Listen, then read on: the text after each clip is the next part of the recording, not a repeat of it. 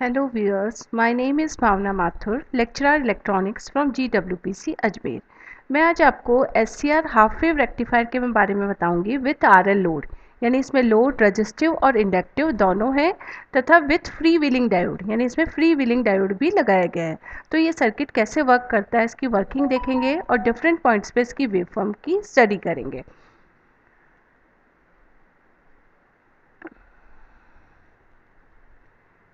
ये SCR half wave rectifier का diagram दिखाया गया है। इसमें हमने जो लोड लिया है वो RL लोड लिया है और इसमें एक फ्री व्हीलिंग डायोड लगाया है। यहाँ पे हम देखें इसके कंपोनेंट्स के बारे में तो Vs यहाँ पे वोल्टेज सोर्स है, जो साइनोसोडियल वोल्टेज सोर्स है जिसकी वैल्यू होती है Vs इज इक्वल टू होता है Vm साइन ओमेगा टी। ये हमारा है थायरिस्टर या SCR, जिसे T से रिप्रेजेंट किया है हमने। और ये है FD मतलब FD है यहाँ पे फ्री व्हीलिंग डायोड, जो हमने एक एक्स्ट्रा निकाला। इससे पहले जो हमने सर्किट डिस्कस किया था उसमें SCR हाफ वेव रेक्टिफायर के बारे में देखा था with RL load but without free wheeling diode, यानी उसमें फ्री व्हीलिंग डायोड नहीं लगाया था। इस केस में हम ये फ्री व्हीलिंग डायोड को यूज़ करेंगे और जो आउटपुट है वो यहाँ ले रहे हैं R और L के अक्रॉस ले रहे हैं, तो हम बोलते हैं लोड कैसा है, RL लोड है। तो जो ये आउटपुट लिया इसमें upper terminal positive and lower terminal negative होगा। अब जो थायरिस्टर के अक्रॉस वोल्टेज है वो VT है।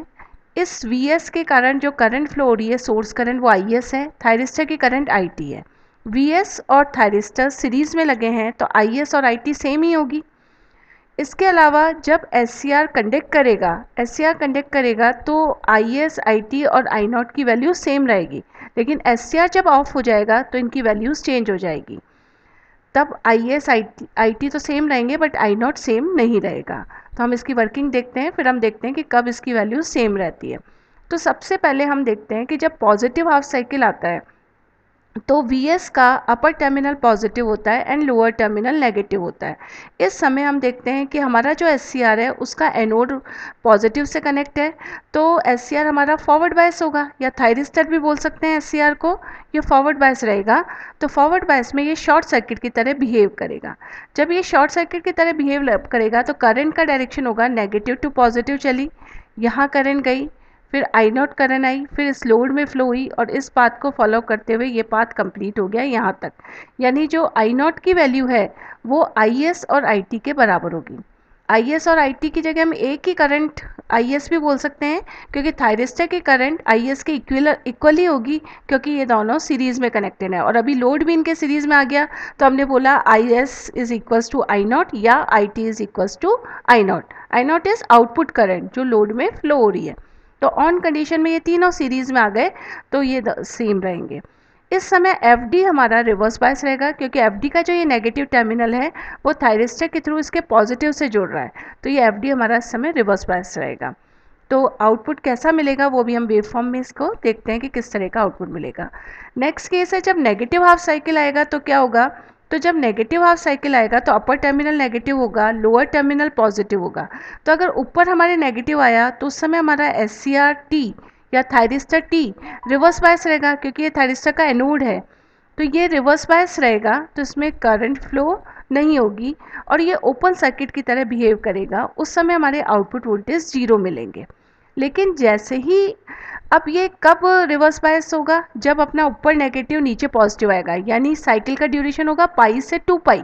तो जैसे ही ऊपर नेगेटिव हुआ नीचे पॉजिटिव हुआ, इसके ऑफ होने से पहले ही FD जो डायोड है, फ्री व्हीलिंग जो डायोड है, ये फॉरवर्ड बायस में आ जाएगा इमीजिएटली। तो फॉरवर्ड बायस में आने से क्या होगा, इंडक्टर ने करंट की फॉर्म में जो एनर्जी स्टोर की थी वो इसके थ्रू फ्लो होने लगेगी, यानी जो I0 करंट है वो SCR से FD में ट्रांसफ़र हो जाएगी। The waveform of load current I0 in SCR half-wave rectifier with RL load can be improved by connecting a freewheeling और flywheeling diode across load। जो हमारे लोड पे करंट मिलती है I0, वो फ्री व्हीलिंग डायोड से इम्प्रूव हो जाती है। कैसे होती है इसकी वेवफॉर्म से हमें ये क्लियर होगा। फ्री व्हीलिंग डायोड को हम फ्लाई व्हीलिंग डायोड भी बोलते हैं। A free wheeling diode is also called bypass और कम्यूटेटिंग डायोड। इसे बाईपास या कम्यूटेटिंग डायोड भी कहते हैं। At omega T is equal to zero source voltage is becoming positive, यानी ओमेगा टी ज़ीरो मतलब जब पॉजिटिव हाफ साइकिल आता है तो हम मानते हैं कि उस समय ओमेगा टी की वैल्यू ज़ीरो है, तो उस समय अपर टर्मिनल हमारा पॉजिटिव होता है और लोअर टर्मिनल नेगेटिव होता है। इस समय हमारा एस या थायरिस्टर फॉरवर्ड बायस तो होता है, लेकिन अभी वो फॉरवर्ड ब्लॉकिंग मोड में होता है, यानी अभी वो कंडक्ट नहीं करता। कब तक कंडक्ट नहीं करेगा एस जब तक कि उसके गेट पे ट्रिगर पल्स ना दें। At some delay angle alpha, forward bias SCR is triggered and source voltage Vs appear across load as V0. अब अगर हम अल्फ़ा एंगल पर SCR को ट्रिगर करते हैं, यानी उसके गेट पे फायरिंग पल्स देते हैं, तो क्या होता है कि SCR ट्रिगर हो जाता है, ऑन हो जाता है और शॉर्ट सर्किट की तरह बिहेव करता है, और उसके आउटपुट के जो वोल्टेज हैं V0 वो इनपुट वोल्टेज के बराबर हो जाएंगे, इनपुट वोल्टेज या सोर्स वोल्टेज के बराबर होंगे। क्योंकि फॉरवर्ड बायस में SCR शॉर्ट सर्किट की तरह बिहेव करता है, तो उसके अक्रॉस वोल्टेज ड्रॉप तो कम होते हैं, सारे के सारे वोल्टेज कहाँ मिलेंगे, हमको आउटपुट में मिलेंगे। तो हमने कहा V0 is equals to Vs हो जाता है। At omega t is equals to pi, source voltage Vs is 0, and just after this instant as Vs tends to reverse, freewheeling diode Fd is forward biased through the conducting SCR। अब हम जानते हैं कि omega T is equal to pi पर हमारा source voltage V S zero होता है, यानी जीरो से पाई तक तो हमारा पॉजिटिव हाफ साइकिल चलता है, पाई से to pi negative half cycle चलता है, बट इंस्टेंट पाई पर हमारा source voltage V S zero हो जाता है और अपना डायरेक्शन चेंज करता है। इसी इंस्टेंट पे थोड़ी सी देर के लिए जब तक एस सी आर कंडक्ट कर रहा है, इसके थ्रू एफ डी हमारा फॉरवर्ड बायस हो जाता है, क्योंकि हमने अभी देखा था कि एफ डी का नेगेटिव टर्मिनल ऊपर है और पॉजिटिव टर्मिनल नीचे है, यानी कैथोड ऊपर है और एनोड नीचे है, तो कैथोड फॉरवर्ड बायस हो जाएगा। तो अभी पाई इंस्टेंट पे बस ऑफ ही होने वाला है हमारा एस सी आर, तो उससे जस्ट पहले हमारा एफ डी ऑन हो गया। तो इसको अपन डायग्राम से भी क्लियर कर लेते हैं, वेव फॉर्म से, कि किस तरीके से होता है। जैसे ये वेव फॉर्म दिखाई है इसके डिफरेंट पॉइंट्स पे, तो मैं आपको बता रही हूँ कि जो हमारा इनपुट वोल्टेज है उसको वी एस से रिप्रेजेंट किया है, तो ये इनपुट वोल्टेज की वेव फॉर्म है जो कि साइनोसोडियल होती है। इस वी एस की वैल्यू होती है V M sine omega T. जब ये हाफ साइकिल आता है तो इस समय ज़ीरो से पाई तक होता है, ये होता है ज़ीरो, ये होता है पाई, और ये होता है पाई से टू पाई। तो जब पॉजिटिव हाफ साइकिल आता है तब तो हमारा S C R forward bias होता है, और फॉरवर्ड बायस होता है तो वो कंडक्ट करता है और शॉर्ट सर्किट की तरह बिहेव करता है। लेकिन उसका कंडक्शन कब स्टार्ट होगा, जब ओमेगा टी हमने एक्स एक्सिस पे लिया है और इधर हमने इसका मैग्नीट्यूड वाई एक्सिस पे लिया है वी एस। तो कब कंडक्ट करेगा, जब उसके गेट पे ट्रिगर पल्स देंगे। तो ये हमने आउटपुट की वेवफॉर्म शो की है सेकेंड वाली, तो इसमें आउटपुट कब मिलना स्टार्ट होगा, अल्फा एंगल पे। अल्फा एंगल पे हमने एस को फायर किया तो वो फॉरवर्ड ब्लॉकिंग मोड से फॉरवर्ड कंडक्शन मोड में आ गया और वो कंडक्ट करने लगा, तो जैसा इनपुट है वैसा आउटपुट मिलेगा। तो अभी इस इंस्टेंट को अगर हम ऊपर तक बढ़ाएं तो इस पॉइंट पे अल्फा पॉइंट पे हमारा ऐसा आ रहा है, इनपुट यूँ होके यूँ जा रहा है, तो सेम ऐसा का ऐसा हमें आउटपुट मिल गया कि यहाँ तक तो ज़ीरो था, अल्फा तक तो आउटपुट क्यों ज़ीरो था, क्योंकि एस ऑन ही नहीं हुआ था। इस अल्फा एंगल पे एस ऑन हुआ तो हमारा आउटपुट इस तरह का मिलेगा पाई तक। पाई के बाद हम देख रहे हैं कि हमारा इनपुट कैसा हो जाएगा, पाई से टू पाई पे नेगेटिव हाफ साइकिल आ जाएगा, तो हमारा एस रिवर्स बायस हो जाएगा। तो एस के रिवर्स बायस होने से पाई से टू पाई के बीच में हमारा आउटपुट क्या मिलेगा, ज़ीरो मिलेगा। तो पाई से टू पाई के बीच में हम देख सकते हैं कि हमारा आउटपुट जीरो मिल रहा है, ये पाई पॉइंट से टू पाई के बीच में, यानी ये रहा पाई से टू पाई पे आउटपुट जीरो मिल रहा है। अब टू पाई पे हमारा एस फॉरवर्ड बायस होगा, लेकिन कंडक्ट कब करने लगेगा, जब गेट पे ट्रिगर पल्स देंगे। तो टू पाई प्लस अल्फा पे हमने गेट पे ट्रिगर पल्स दी, तो यहाँ तक हमारा पाई से टू पाई प्लस अल्फा के लिए आउटपुट वोल्टेज ज़ीरो मिले। तो इस तरीके की ये वेवफॉर्म आएगी। तो अभी हमने इन दो वेवफॉर्म को देखा, इनपुट की और आउटपुट के लिए। लेकिन मैं ये अभी आपको ये बताया कि इस पाई इंस्टेंट पे हमारा जैसे ही एस ऑफ होने वाला है और पोलैरिटी चेंज हो गई इनपुट की, उसी इंस्टेंट पे हमारा एफ ऑन हो जाएगा, जो फ्री व्हीलिंग डायोड है वो ऑन हो जाएगा। As a result, load current I0 is immediately transferred from SCR to FD as VS tends to reverse। जैसा कि अभी अपन ने डायग्राम में भी देखा कि पाई पे अपना जो इनपुट वोल्टेज है VS वो रिवर्स हो जाते हैं, और जो हमारी लोड करंट है वो अभी तो फ्लो हो रही थी SCR के थ्रू, क्योंकि SCR ऑन था, लेकिन पाई के बाद SCR ऑफ हो गया तो ये लोड करंट कहाँ फ्लो होने लग गई, FD में, क्योंकि FD इस समय फॉरवर्ड बायस हो गया। और फॉरवर्ड बायस में वो शॉर्ट सर्किट की तरह बिहेव करेगा। At the same time SCR is subjected to reverse voltage and zero current. It is therefore turned off at omega t equals to pi. तो यही बात अभी बताई थी हमने कि पाई से 2 पाई प्लस अल्फा तक SCR हमारा ऑफ रहेगा।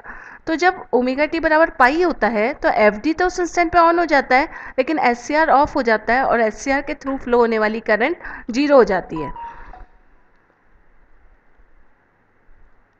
It is assumed that during freewheeling period, load current does not decay to zero until the SCR is triggered again at 2 pi plus alpha. यहाँ ये माना जाता है कि फ्री व्हीलिंग पीरियड यानी वो समय जब FD ऑन होता है, यानी फ्री व्हीलिंग डायोड या फ्लाई व्हीलिंग डायोड जब ऑन होता है उस समय हमारी वैसे तो हम देखें तो लोड करंट जीरो हो जानी चाहिए डीके होके, क्योंकि इंडक्टर ने जो एनर्जी स्टोर की करंट की फॉर्म में उसके कारण आई नॉट करंट फ्लो होती रहती है एफडी के थ्रू। लेकिन थोड़ी देर में हम देखते हैं कि वो डीके होके जीरो हो जानी चाहिए, लेकिन ये जीरो नहीं होती है। 2 पाई प्लस अल्फा पे अगेन एससीआर ऑन हो जाता है तो वापस से आई नॉट करंट एससीआर के थ्रू फ्लो होने लगती है। Voltage drop across FD is taken as almost zero. जब एफडी फॉरवर्ड बायस है तो इसके अक्रॉस वोल्टेज ड्रॉप को हम क्या मानते हैं, जीरो मानते हैं। The load voltage V naught is there for zero during the free wheeling period. तो जो लोड वोल्टेज हैं वो उसके एफडी के पैरेलल में ले रहे हैं हम, तो अगर एफडी के वोल्टेज जीरो हो जाएंगे तो हमारा आउटपुट वोल्टेज भी जीरो हो जाएगा। इसको हम डायग्राम से देखते हैं कि ये कैसे हुआ। जैसे हमारा ये सर्किट डायग्राम है, इसमें हम देखते हैं कि जब एफडी हमारा ऑन हो गया तो जो आई नॉट करंट है वो इस पाथ में फ्लो होने लगती है, थायरिस्टर में जाएगी ही नहीं क्योंकि ये ऑफ है। तो ये वाला पाथ जो है इसमें हमारी करंट फ्लो होने लगती है। अब ये जब ऑन हुआ एफडी तो it behaves like a short circuit, तो शॉर्ट सर्किट की तरह बिहेव करेगा तो इस एफडी के क्रॉस वोल्टेज ड्रॉप जीरो हो जाएंगे। और इस एफडी के पैरेलल में हम आउटपुट वोल्टेज मेजर कर रहे हैं, लोड इसके पैरेलल में लगा हुआ है तो आउटपुट वोल्टेज भी हमारा जीरो हो जाएगा। तो यही कहा गया है कि जब फ्री व्हीलिंग पीरियड होता है, मतलब वो पीरियड जिसमें फ्लाई व्हीलिंग डायोड या फ्री व्हीलिंग डायोड कंडक्ट करता है, उस पीरियड में हमारे आउटपुट वोल्टेज जीरो मिलते हैं। The voltage variation across SCR is shown in figure. अब जो वोल्टेज में क्या क्या वेरिएशन होंगे SCR के अक्रॉस वो देखते हैं। अभी तक हमने दो वेवफॉर्म देखी, एक इनपुट की देखी और एक आउटपुट की देखी कि आउटपुट कैसा मिलेगा। अब हम इसकी वेवफॉर्म को देखते हैं। यहाँ अगर हम इन वेवफॉर्म को देखें तो इनपुट आउटपुट इन दो को तो समझ चुके हैं हम कि कैसे वेवफॉर्म आई। अब अगर हम आउटपुट करंट को कंसिडर करें तो आउटपुट करंट का फ्लो कब स्टार्ट होता है, जब SCR कंडक्ट करता है यानी अल्फा से पाई के बीच में। तो हम इस यहाँ से अगर इस वेव को देखें तो अल्फा से पाई के बीच में पहले तो करंट वोल्टेज मैक्सिमम हुए, करंट भी बढ़ी, लेकिन करंट थोड़ा सा लैग करेगी क्योंकि इसमें इंडक्टर भी लगा है। अगर प्योर इंडक्टर होता तो करंट 90 डिग्री लैग करती, लेकिन यहाँ पे R और L दोनों कनेक्टेड हैं तो करंट लैग तो करेगी बट 90 डिग्री से कुछ कम। तो हम यहाँ पे देख सकते हैं कि ये इस पॉइंट पे वोल्टेज मैक्सिमम हो गया, लेकिन करंट मैक्सिमम नहीं है, करंट इस बिंदु पे आके मैक्सिमम हो रही है। तो करंट मैक्सिमम हुई, फिर हमारे इनपुट कम हो रहे हैं और आउटपुट वोल्टेज भी कम हो रहे हैं तो आउटपुट करंट भी कम होगी। अब जो करंट ये पाई से 2 पाई प्लस अल्फा का जो ड्यूरेशन है यहाँ तक, इस बीच में हमारी करंट धीरे धीरे डीके होकर हम ये मानते हैं ज़ीरो हो जानी चाहिए, लेकिन ये ज़ीरो नहीं होती है, ये कम जरूर होती है क्योंकि इंडक्टर ने जो करंट की फॉर्म में एनर्जी स्टोर करी उसके कारण ये एफडी में करंट को सप्लाई रखता है। तो ये करंट कम तो हो रही है बट जीरो नहीं हो रही। 2 पाई प्लस अल्फा पे अगेन हमारा SCR जब ऑन होता है तो वापस से इस करंट की वैल्यू बढ़ने लगती है, तो ये वापस से बढ़ गई। तो इस तरह की करंट की वेवफॉर्म हमारी आएगी। अब ये तो हो गई आई नॉट। अगर हम देखें कि अब और डिफरेंट वेवफॉर्म को भी देखते हैं, IT और IS को कंसिडर करते हैं, तो मैंने आपको बताया था कि IT और IS तो सेम होगी क्योंकि दोनों सीरीज़ में कनेक्टेड हैं। तो सीरीज़ में कनेक्टेड हैं तो थायरिस्टर में करंट कब फ्लो होगी, जब वो ऑन होगा। तो थायरिस्टर इस ड्यूरेशन में अल्फ़ा से पाई के बीच में ऑन है तो इस समय हमारी करंट बढ़ रही है SCR में, लेकिन बाद में 2 पाई प्लस अल्फा तक यही करंट जीरो हो रही है। फिर हमारा SCR ऑन हो गया तो ये फ्लो होना स्टार्ट हो जाएगी। ये T और FD लिखा है, इसका क्या मीनिंग है, यहाँ पे थायरिस्टर यानी T ऑन है और यहाँ फ्लाई व्हीलिंग डायोड ऑन है। तो जब फ्लाई व्हीलिंग डायोड जहाँ तक ऑन है वहाँ तक IT और IS की वैल्यू ज़ीरो रहेगी क्योंकि उस पार्ट में करंट फ्लो नहीं होगी, सिर्फ जो एनर्जी इंडक्टर ने स्टोर की है उसके कारण करंट फ्लो होगी FD में। तो IT और IS की वैल्यू तो जब FD ऑन होगा तो हमने ज़ीरो शो की है। अब अगर अपन IFD मतलब फ्लाई व्हीलिंग डायोड के अंदर करंट को कंसिडर करें तो क्या होगा, जब फ्लाई व्हीलिंग डायोड ऑन है यानी इस ड्यूरेशन में वो ऑन रहता है तब तो करंट फ्लो होगी। अल्फा से पाई के बीच में एस ऑन हो गया तो एफ की करंट जीरो है, तो हमने एफ की करंट जीरो रख दी। और जब एफ ऑन हो गया तो ये करंट फ्लो हुई, तो करंट की स्टार्टिंग वैल्यू है आई नॉट वन, मतलब क्योंकि इंडक्टर ने उस समय मैक्सिमम एनर्जी स्टोर कर रखी थी तो करंट की वैल्यू भी हाई है। अब इंडक्टर एनर्जी सप्लाई करेगा in the form of current to F D को करंट दे रहा है, तो करंट इस समय मैक्सिमम है, फिर धीरे धीरे वो करंट डीके हो रही है। 2 पाई प्लस अल्फा पे हम ये मानते हैं यहाँ पे कि वो ज़ीरो नहीं होती है, क्योंकि नेक्स्ट साइकिल आ जाता है थोड़ी, मतलब 2 पाई पे ज़ीरो नहीं होकर 2 पाई प्लस अल्फा पे धीरे धीरे ये ज़ीरो होती है। तो हमने इसको एकदम ज़ीरो ना करके आई नॉट वन का ये स्लोप शो किया है। अब जब तक 2 पाई प्लस अल्फा से 3 पाई के बीच में एस ऑन रहा, आई एफ डी करंट हमारी ज़ीरो रही। फिर वापस से इस करंट में जो इंडक्टर ने एनर्जी स्टोर करी तो मैक्सिमम करंट फ्लो होगी, उसकी वैल्यू है आई नॉट वन, तो इस तरह की वेव फॉर्म हमारे पास आएगी। ये तो हो गई आई एफ टी करंट। अब वी टी मतलब थायरिस्टर के वोल्टेज। हम ये जानते हैं कि कोई भी डिवाइस, सेमीकंडक्टर डिवाइस की बात करते हैं, जब वो ऑन होता है तो वो शॉर्ट सर्किट की तरह बिहेव करता है और उसके अक्रॉस वोल्टेज ड्रॉप जीरो होते हैं। लेकिन वो डिवाइस ऑफ होती है तो वो ओपन सर्किट की तरह बिहेव करती है और उसके आउटपुट पर आपको मैक्सिमम वोल्टेज मिलते हैं, यानी सारे इनपुट वोल्टेज वहीं ड्रॉप हो जाते हैं जब वो ऑफ होता है। तो इस ड्यूरेशन में जीरो से अल्फा के बीच में एस ऑफ था तो थायरिस्टर के वोल्टेज मैक्सिमम है। जब अल्फा से पाई के बीच थायरिस्टर ऑन हुआ तो वो शॉर्ट सर्किट की तरह बिहेव करेगा तो उसके वोल्टेज जीरो होंगे। फिर नेगेटिव हाफ साइकिल आएगा तो एस रिवर्स बायस रहेगा, तो जो नेगेटिव इनपुट वोल्टेज हैं वो सारे के सारे एस पे ड्रॉप हो जाएंगे, एस ऑफ रहा।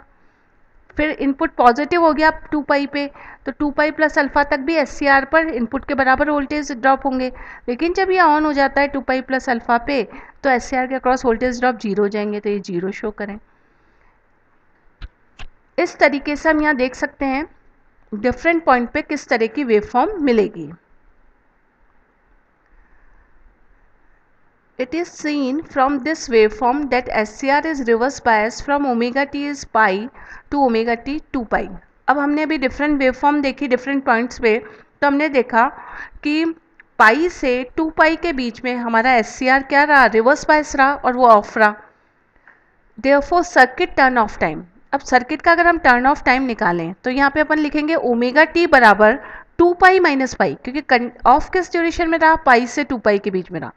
2 पाई के बाद वो फॉरवर्ड बायस तो हो जाता है, लेकिन जब तक ट्रिगर पल्स नहीं देते वो ऑन नहीं होता, तो एक्चुअल में ऑफ ड्यूरेशन तो उसका पाई से 2 पाई ही रहेगा। तो 2 पाई में से अगर पाई माइनस करें तो क्या आया, पाई, यानी total of duration omega T is equals to pi आया। अब यहाँ पे टी की जगह शब्द काम में लिया टी सी। टी सी क्या है, कम्यूटेशन टाइम, यानी किसी भी एस को ऑन कंडीशन से ऑफ कंडीशन में आने में जो टाइम लगा वो कम्यूटेशन टाइम होता है। तो ओमेगा टी सी बराबर आया पाई के, तो टी सी बराबर आ गया पाई बाय ओमेगा, तो ये इसका टर्न ऑफ टाइम आ गया। The source current I S and thyristor current I T have the same wave form as shown. अब ये हमको पता है कि आई एस और आई टी सेम रहेगा क्योंकि वोल्टेज सोर्स के सीरीज में थायरिस्टर कनेक्ट है और सीरीज में करंट सेम रहती है। Operation of the circuit can be explained in two modes. In the first mode called conduction mode, SCR conduct from alpha to pi, 2 pi plus alpha to 3 pi and so on, and FD is reverse bias.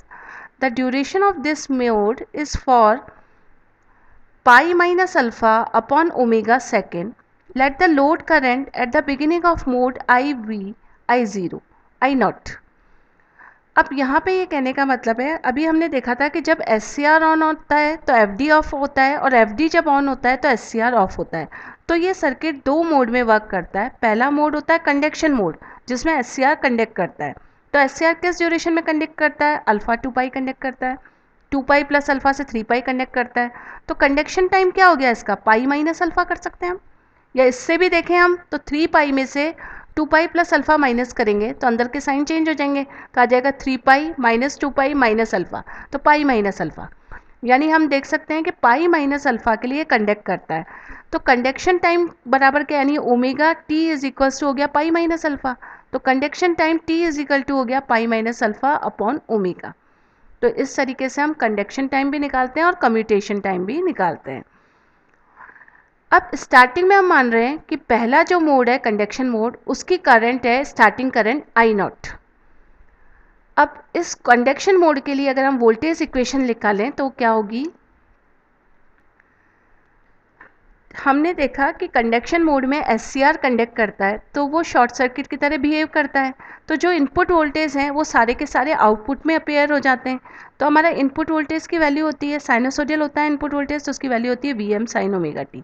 तो input voltage is equals to होता है output voltage के। तो output voltage हम कहाँ पे ले रहे हैं, आर और एल के अक्रॉस ले रहे हैं। तो आउटपुट वोल्टेज का फॉर्मूला हो गया आर आई नॉट, और इसका हो गया एल, इंडक्टर के अक्रॉस वोल्टेज का फॉर्मूला हो गया L D I upon D T होता है, और आउटपुट करंट आई नॉट है तो ये हो गया L D I not upon D T. यानी आर और एल के अक्रॉस जो वोल्टेज हैं उनका सम आउटपुट में मिलेगा, और ये क्या है, इनपुट वोल्टेज। तो कंडक्शन मोड में इनपुट बराबर होता है आउटपुट के। अगर हम आई नॉट की वैल्यू देखें तो आई नॉट बराबर होता है ए ई की power minus R by L T. A यहाँ पे कांस्टेंट होता है। तो अगर हम ये करें कि ओमेगा टी इजिकल टू पाई पे आई नॉट की वैल्यू आई नॉट वन है, ये आई नॉट वन वही करंट है जो मैंने आपको वेव फॉर्म में बताया था कि जैसे ही एस सी आर ऑफ होता है और एफ डी में जो करंट फ्लो होती है उसकी स्टार्टिंग वैल्यू थी आई नॉट वन। यानी हम ये मान रहे हैं कि जब एस सी आर ऑफ हो रहा है उस समय हमारी करंट है आई नॉट वन। तो ये आई नॉट की जगह अपन लिख देंगे आई नॉट वन। अगर आप ए की वैल्यू निकालनी है, हमारे को ए की वैल्यू फाइंड आउट करनी है, तो इस इक्वेशन में आई नॉट की ए कांस्टेंट है, इसकी वैल्यू निकाल के यहाँ पुट करेंगे। तो यहाँ पे आई नॉट की जगह हम लिख देंगे आई नॉट वन, और इस समय अपनी क्या वैल्यू हो जाएगी, ओमेगा टी बराबर हो जाएगा पाई के। तो यहाँ पे टी की जगह हम लिख सकते हैं उस समय पाई बाई ओमेगा। तो इस इक्वेशन में टी की जगह अगर पाई बाई ओमेगा लिखेंगे तो ये हो जाएगा R pi upon omega L, और आई नॉट की जगह लिखेंगे आई नॉट वन। तो ए की वैल्यू आ जाएगी, क्योंकि ये चीज़ नीचे चली जाएगी, ये चीज़ नीचे चली गई तो ऊपर आएगी तो ई की पावर प्लस हो जाएगा। तो ए की वैल्यू इस तरीके से हम कैलकुलेट करेंगे कि A is equals to I naught one E की power R pi upon omega L. अब ए की जो ये वैल्यू आई वो हम इस इक्वेशन में रख देंगे। तो आई नॉट तो है ही, ए की जगह रखा आई नॉट वन। अब एक्सपोनेंशियल, अब ये वाली ए की जगह तो आएगा आर पाई ओमेगा एल, और ये आ जाएगा minus R by L T. तो यहाँ से हमने माइनस आर बाई एल अगर हम कॉमन लेते हैं तो यहाँ पे टी, ये तो टी तो प्लस का हो जाएगा, और यहाँ से आर बाई एल कॉमन आने पे ये माइनस पाई बाई ओमेगा बच जाएगा। तो इस तरह की इक्वेशन आ जाएगी। अब हम बात करें मोड सेकंड की। मोड सेकंड में हम जानते हैं कि हमारा एस सी आर ऑफ हो जाता है और एफ डी कंडक्ट करने लगता है। तो मोड सेकंड के अंदर कब होता है मोड सेकंड स्टार्ट, पाई से 2 पाई के बीच में होता है, और 2 पाई प्लस अल्फा जब तक एस सी आर कंडक्ट नहीं करता। तो मोड सेकंड की वैल्यू हमने लिखी है कि जब ओमेगा टी की वैल्यू पाई से तो ज़्यादा हो लेकिन 2 पाई प्लस अल्फा से कम हो, तब सेकंड मोड होता है जिसमें हमारा एफ डी कंडक्ट करता है। तो उस समय अगर अपन एवरेज लोड वोल्टेज निकालें वी नॉट, तो वी नॉट की वैल्यू होती है, अभी पिछले लेक्चर्स में मैंने आपको एवरेज वैल्यू निकालना बताया था कि कैसे करते हैं, कि जो भी क्वांटिटी है, जैसे वोल्टेज का निकाल रहे हैं तो वोल्टेज का सम कर देते हैं। सम करने के लिए हम इंटीग्रल यूज लेते हैं, और ये कहाँ से कहाँ तक कंडक्ट करता है, अल्फा से पाई। पूरा साइकिल तो है हमारा 0 से 2 पाई, लेकिन बाकी के लिए अपन ने देखा है कि आउटपुट वोल्टेज 0 रहता है, यानी 0 से अल्फा के बीच में आउटपुट 0 रहता है। पाई से 2 पाई के बीच में हमारा आउटपुट 0 रहता है। तो हमने सिर्फ इसका इंटीग्रल क्वांटिटी का सम अप कहाँ से किया, अल्फा से लेकर पाई तक किया। तो ये हो गया V M sine omega T D omega T. अब यहाँ पे हमने लिमिट ले ली अल्फा टू पाई, क्योंकि इसी के लिए हमें आउटपुट मिल रहा है, बाकी सब केस में आउटपुट 0 रहेगा। अब एवरेज लेते हैं तो क्वांटिटी का sum divide by number of quantities, तो 2 पाई से हमने यहाँ पे डिवाइड कर दिया। अब जो कांस्टेंट पार्ट है वी एम, इसको हम इंटीग्रल से बाहर ले लें तो ये हो गया वी एम अपॉन 2 पाई। और साइन ओमेगा टी का इंटीग्रल देखें तो साइन ओमेगा टी का इंटीग्रल आता है माइनस, साइन ओमेगा टी का इंटीग्रल आ गया माइनस कॉस ओमेगा टी। अब ये माइनस कॉस ओमेगा टी आएगा और माइनस साइन को हम बाहर ले लेंगे तो माइनस वी एम बाई 2 पाई बाहर हो जाएगा। फिर अपन करते हैं upper limit minus lower limit, तो अपन करेंगे cos pi minus cos alpha, और कॉस पाई की वैल्यू होती है -1, तो आ जाएगा -1 माइनस कॉस अल्फा। तो उसमें से भी माइनस बाहर निकाला और पहले माइनस था तो माइनस माइनस प्लस हो गए, तो बाहर से बचा वी एम बाई 2 पाई और अंदर ब्रैकेट में आ गया अपना 1 प्लस कॉस अल्फा। तो ये हमारी एवरेज लोड वोल्टेज की वैल्यू आ गई। इन सब कैलकुलेशंस को मैं डिटेल में इससे पहले वाले लेक्चर में बता चुकी हूँ, जिसमें विदाउट फ्री व्हीलिंग डायोड था वो। अब अगर अपने को एवरेज लोड करंट निकालनी है आई नॉट, तो उसकी वैल्यू क्या हो जाएगी, एवरेज वोल्टेज अपॉन आर। तो हमने यहाँ पे वी नॉट की वैल्यू है वी एम अपॉन 2 पाई 1 प्लस कॉस अल्फा रख ली और आर रख दिया यहाँ पे, तो ये आई नॉट की वैल्यू आ गई। अब जो लोड करंट है हमारी आई नॉट, वो दो कारणों से होती है। Contributed by S C R के कारण कब होती है, अल्फा से पाई ड्यूरेशन में, 2 पाई प्लस अल्फा से 3 पाई के बीच में, एंड सो ऑन। लेकिन बाय एफ डी के कारण भी आई नॉट फ्लो हो रही है। हमने देखा था कि आई नॉट जीरो नहीं हो रही है एस सी आर के ऑफ होने पे, क्योंकि इंडक्टर ने जब एस सी आर ऑन था तो एनर्जी के रूप में स्टोर कर लिया, और जब वो एनर्जी डिसिपेट करता है एफ डी के अक्रॉस, तो आई नॉट का फ्लो कंटिन्यूस रहता है। तो जब एफ डी से के थ्रू करंट होती है, वो ड्यूरेशन है हमारा 0 से अल्फा के बीच में, पाई से 2 पाई के अल्फा के बीच में, एंड सो ऑन। तो अब आई नॉट दो कारणों से फ्लो होगी और उन दोनों वैल्यू को हम कैलकुलेट करेंगे। Thus the wave shape of thyristor current IT is identical with the wave shape of I naught for omega t is alpha to pi, 2 pi plus alpha to 3 pi and so on। कहने का मतलब है जब S C are on होता है तो हमने देखा था कि S C R short circuit की तरह बिहेव कर रहा है, और उस समय सोर्स और थायरिस्टर और लोड एक दूसरे के सीरीज में होंगे, तो उस समय करंट सेम रहेगी। तो आई टी वैल्यू ही फ्लो ही होगी किसके अंदर, आउटपुट लोड में, यानी आई नॉट की वैल्यू आई टी के इक्वली होगा। कब, किस ड्यूरेशन के लिए, जब एस सी आर कंडक्ट कर रहा है, और एस सी आर कंडक्ट कर रहा है अल्फा से पाई के बीच में, 2 पाई प्लस अल्फा से 3 पाई के बीच में, and so on. Similarly, the wave shape of FD current IFT is identical with the waveform of I naught for omega t is 0 degree to alpha, pi to 2 pi plus alpha and so on। अब जो FD की current है IFT, वो I naught के बराबर होगी किस duration में, जब अपना SCR कंडक्ट नहीं कर रहा, सिर्फ FD कंडक्ट कर रहा है उस ड्यूरेशन में। तो FD का कंडक्शन हो रहा था 0 से अल्फा के बीच में, पाई से 2 पाई प्लस अल्फा के बीच में, एंड सो ऑन। तो इस तरीके से हमने कहा कि आई एफ टी और आई नॉट उस समय सेम होंगे, और जब एस सी आर कंडक्ट कर रहा है तब आई टी और आई नॉट सेम होंगे।